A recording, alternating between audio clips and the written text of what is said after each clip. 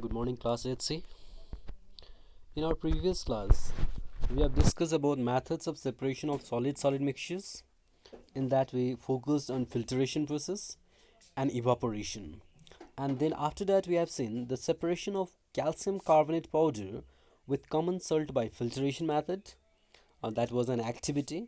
And after that, we have seen to obtain the common salt dissolved in water by evaporation. That was our second activity.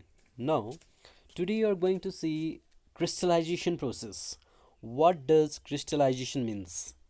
Crystallization is the process of separating a pure solid in the form of its crystals from its solution. So to obtain a pure compound, we carried out the process known as crystallization. Crystals are solids with regular shapes, flat surfaces and straight edges.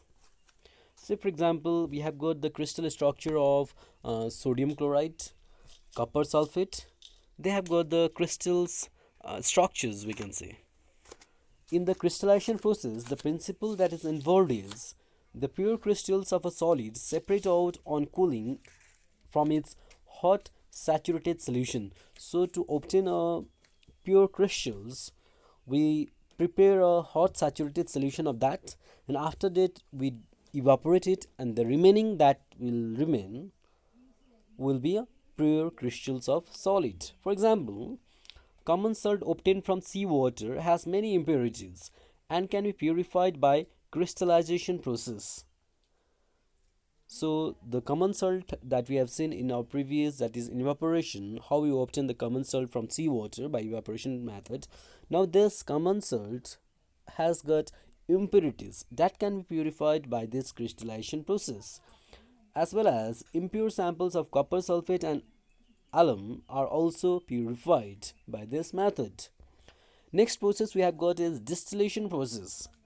In distillation process, distillation is the process of separation of a liquid from its solution with a solid constituent by heating the liquid to its vapor form and then cooling the vapor to get back the pure liquid.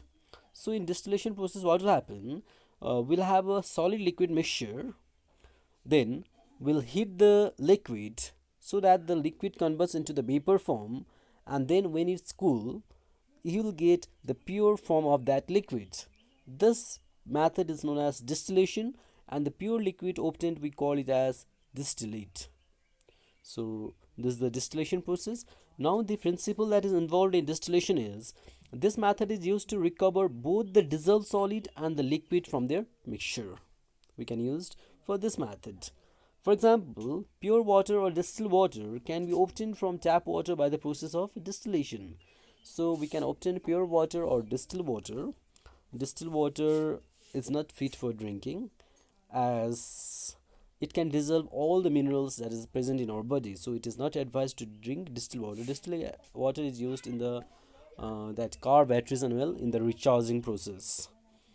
So this can be uh, purified by the process of distillation. Next, we have got separation of liquid-liquid mixture. In the separation of liquid-liquid mixture, we have got basically two types of liquids: miscible liquids and immiscible liquids. Miscible liquid means liquids that mix with each other and form a homogeneous mixture are called miscible liquids. That means the two liquids which can easily mix, they are called as miscible liquids. Example, alcohol and water.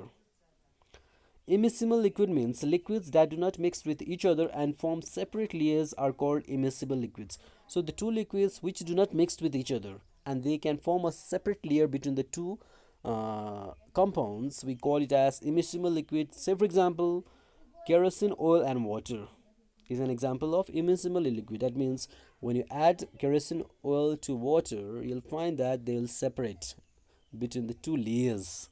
That will be immiscible liquids. So in our next class, we are going to see how we can separate the mixture of miscible liquids and how we can separate the mixture of immiscible liquids. Now, today's assignment number 8. Question number 1, define crystallization. Question number 2, give two examples of compounds which can be purified by the process of crystallization. And question number 3, what is distillation? And finally, number 4 is differentiate between miscible and immiscible liquids. So complete this assignment and send it in my mail.